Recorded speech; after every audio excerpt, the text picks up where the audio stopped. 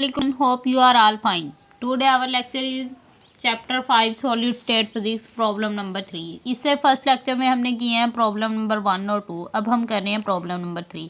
Problem 3 क्या है? Aluminium metal crystallises in FCC structure face centre cube structure. Each atom contributes single electron as free electron and the latest constant is 4 angstrom. latest constant मतलब 4 angstrom क्या है? 10⁻⁻10 metre. ठीक है, तो अब हमने इसके क्या करना है?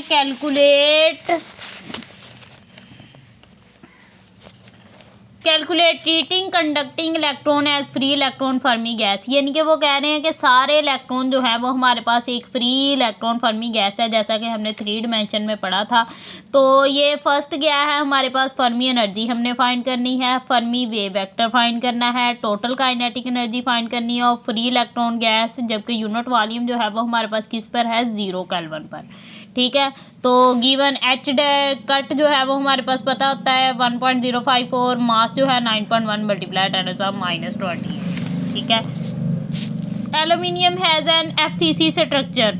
एल्यूमिनियम FCC के लिए मैंने आपको बताया 4 एटम पर यूनिट सेल होते हैं, तो A = 4 एंगस्ट्रॉन है. ठीक है, A = 4 मल्टीप्लाई 10⁻⁻10. जब हम वॉल्यूम करेंगे तो A क्यूब आ जाएगा. सेम वही पीछे वाला न्यूमेरिकल है, V सेल = A क्यूब आ जाएगा. यही A क्यूब इसका क्यूब लें तो ये आ जाएगा. जब हमने number of density of free electrons find करने हैं, नंबर ऑफ डेंसिटी के लिए N जो है 4 है. ये हमारे पास वॉल्यूम सेल था, जब इसको डिवाइड करेंगे तो वो हमारे पास 6.25 मल्टीप्लाई 10⁻28 पर मीटर क्यूब आ जाएगा. इसके बाद है हमारे पास हमने क्या फाइंड करनी है? Energy. Fermi energy EF = H cut square over 2m 3 pi square n उसकी पावर 2/3. ठीक है, H कट मैंने हर में मतलब ये किया हुआ है. H कट जो है वो Planck's constant is determined, m electron rest mass n number of density. ये आपको मैं पहले एक मरतबा बता चुकी है. ये हर प्रॉब्लम्स में हमें पता है कि ये सारी चीज़ें ये हैं. ठीक है, तो H कट की वैल्यू भी हमें पता है, m की वैल्यू भी हमें पता है, n जो अभी हमने पीछे निकाला वो क्या था? 6.25 मल्टीप्लाई 10⁻28. ठीक है, तो इन सारी वैल्यूज़ को ये जो हमारे पास EF वाली है इसमें पुट कर दें तो हमारे पास फर्मी एनर्जी आ जाएगी. ये देखें, हमने EF = उन सब में वैल्यूज़ को पुट किया, उनकी कैलकुलेशन की, इसको मल्टीप्लाई किया 1 आ गया, इसको इससे मल्टीप्लाई किया मतलब 1.673 10⁻⁻48 आ गया इससे मल्टीप्लाई करने के. फिर अब इसको हमने क्या करना है? इस पर डिवाइड कर देना है. ठीक है, 1.82 पे. जब 1.82 पे डिवाइड करेंगे तो हमारे पास किस पे के इक्वल आ जाएगा? ये चीज़ नहीं है. ठीक है, किसके इक्वल आ रहा है? 0.9192 मल्टीप्लाई 10⁻⁻48 + 30. ठीक है, तो जब हम इसको ये 0.9192 आ गया, जब इसको हम 1.602 पे डिवाइड करेंगे तो वो हमारे पास क्या है? इसका ये इधर चला जाएगा तो 19 हो जाएगा. जब हम इसको अगेन इस पे डिवाइड करेंगे तो आ जाएगा 5.73 इलेक्ट्रॉन वोल्ट. ये हमारे पास फर्मी एनर्जी आ गई. इसके बाद कैलकुलेशन आपने कैलकुलेटर से कर लेनी है. तो ये हमारे पास Fermi wave vector. Fermi wave vector क्या है हमारे पास? EF = H cut square KF square over 2m के इक्वल होता है वेव वेक्टर. तो वेव वेक्टर क्या है? KF हमने फाइंड करना है. EF भी हमारे पास है, H कट भी है, M भी है. तो इसमें KF जब निकालेंगे उसकी वैल्यूज़ पुट करें, M की वैल्यू लिखें, EF की वैल्यू लिखें 5.73. ठीक है, 5.73. एक बात है, जब हमने नेक्स्ट वैल्यू लिखनी है इलेक्ट्रॉन वोल्ट में नहीं लिखनी. पुट करते वक्त हमने इलेक्ट्रॉन वोल्ट में वैल्यू नहीं पुट करनी. हमने ये जो वैल्यू आई यानी कि हमने जो वैल्यू पुट करनी है वो किस में पुट करनी है? जाउल में पुट करनी है. ये जो हमारे पास जाउल है इसमें हमने जो वैल्यू है वो यहाँ पे पुट करनी. क्या थी? 9.192 मल्टीप्लाई 10⁻⁻19. इस वैल्यू को हमने यहाँ पर पुट किया 9.192 मल्टीप्लाई 10⁻⁻19. जब इसको इससे मल्टीप्लाई किया वो आ गया 1.6729 मल्टीप्लाई 10⁻⁻48. ठीक है, जब इसको इस पे डिवाइड किया तो आ गया 1.50589. यहाँ पे मेरे से कटिंग हुई है थोड़ी सी, तो ये आ जाएगा 1.50589. ठीक है, मल्टीप्लाई 10⁻⁻48 + 68. जब इनको पावर्स को सम अप करेंगे तो हमारे पास 10⁻20 आ जाएगा. 1.50589 मल्टीप्लाई 10⁻20. ठीक है, तो हमारे पास KF जब इसका हम इससे मल्टीप्लाई करके नेक्स्ट अंडर रूट लेंगे तो हमारे पास किसके इक्वल आ जाएगी वैल्यू?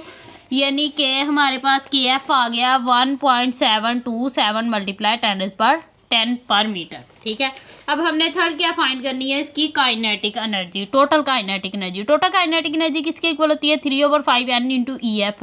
ये हमने एवरेज जो एनर्जी निकाली थी उधर उसमें हमने 3 डिमेंशन में, ये वही वाला फार्मूला है। ठीक है, तो n की वैल्यू लिखें, EF की वैल्यू लिखें, इनको मल्टीप्लाई करें तो हमारे पास क्या आ जाएगी, काइनेटिक एनर्जी क्या आ जाएगी। कैलकुलेशन आप लोगों ने खुद कर लेनी है। Kinetic energy 2.15 multiply 10⁻29 electron volt आ जाएगा। ठीक है, 4 न्यूमेरिकल है हमारे पास। The density of potassium is 860 kilogram per metre cube. Calculate the Fermi energy, हमने फर्मी एनर्जी फाइंड करनी है। फर्स्ट प्रॉब्लम जैसे हमने फर्स्ट प्रॉब्लम किया वैसा ही है same. Compressibility of potassium at 0 kelvin, K is equal 39.10 EMU। इसमें सिर्फ एक चीज़ जो है वो हमारे पास है कि हमें उन्होंने डेंसिटी दी हुई है, यानी कि रो। फर्स्ट प्रॉब्लम में हमें उन्होंने डेंसिटी नहीं दी थी। जो हमारे पास फर्स्ट प्रॉब्लम है उसमें उन्होंने हमें डेंसिटी नहीं दी हुई थी, इधर हमें उन्होंने डेंसिटी दी हुई है, यानी कि रो इज इक्वल टू 860 किलोग्राम। लेकिन पोटेशियम का मास भी उन्होंने चेंज कर दिया 39.1 AMU। AMU को जब हम किलोग्राम पर एटम में करेंगे तो AMU बराबर होता है 1.66 मल्टीप्लाई 10⁻⁻27। इसको हम इससे मल्टीप्लाई करेंगे तो वो किलोग्राम पर एटम में आ जाएगा। एवोगाड्रो नंबर हमें पता है 6.02 मल्टीप्लाई 10⁻23 एटम्स पर मोल के इक्वल होते हैं। तो यहाँ से उधर हम स्मॉल n किससे निकालते थे, n is equal to n/v, क्योंकि इन्होंने लेटेस्ट पॉइंट हमें दिए होते थे, a दिया होता था, वहाँ से हम a निकाल के v is equal to a³ v की वैल्यू निकाल लेते हैं, जबकि FCC में 4 होते थे। ऐसे मतलब ये नंबर्स पुट करके हम स्मॉल n ले लेते थे। लेकिन इधर हमने स्मॉल n का किससे लेना है, क्योंकि यहाँ पर तो हमें डेंसिटी और मास दिया हुआ है। यहाँ पर हम स्मॉल n लेने के लिए n is equal to rho NA/m, ये फार्मूला भी हमारे पास है कि रो NA/m, रो 860 है, NA की ये है, m की वैल्यू इसमें पुट करें, इनको डिवाइड करें तो n हमारे पास 8 मल्टीप्लाई 10⁻51 पर मीटर क्यूब आ जाएगा।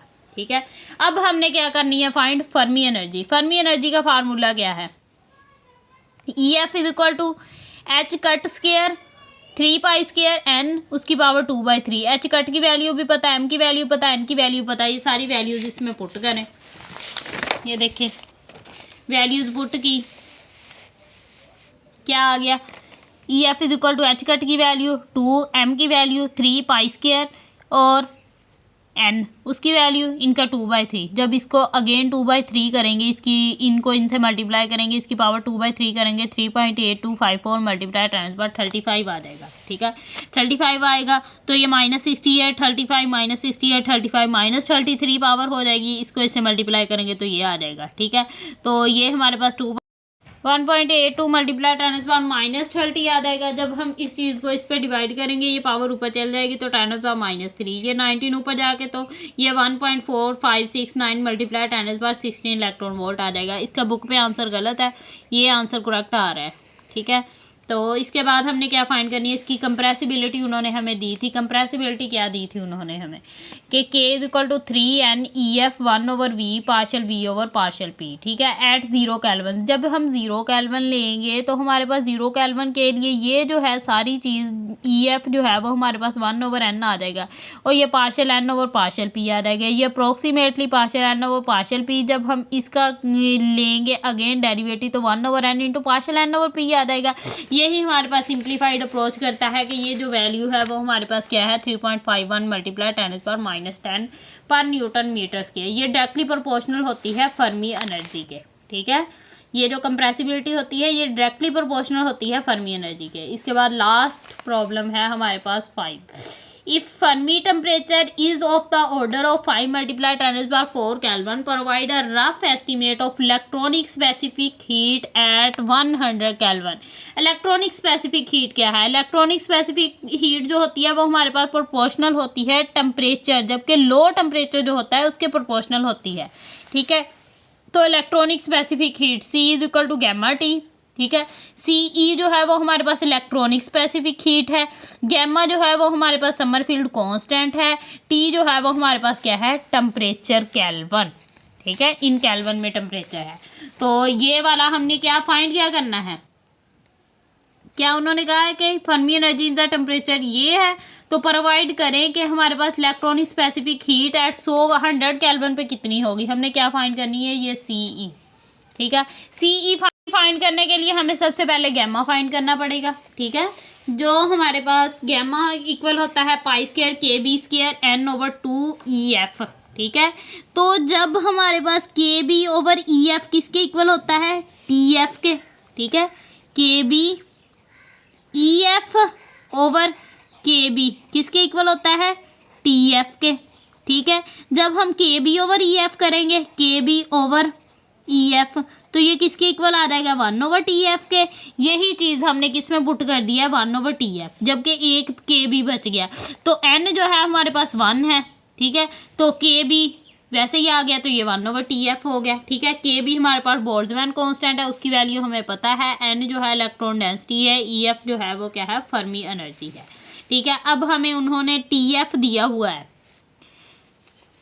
गिवन हमें क्या है, TF, ठीक है। एक TF भी गिवन है, एक T भी गिवन है, ठीक है। TF 5 × 10⁴ है।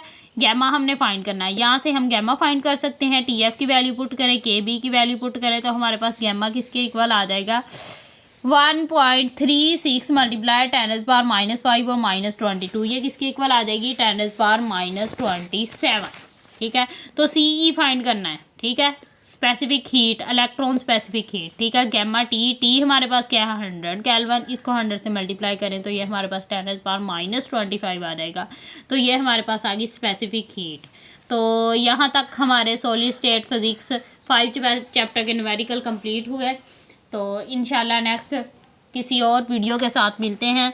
तो अगर वीडियो अच्छी लगी हो तो मेरी वीडियो को लाइक करें और चैनल को सब्सक्राइब करना मत भूलिएगा। थैंक्स।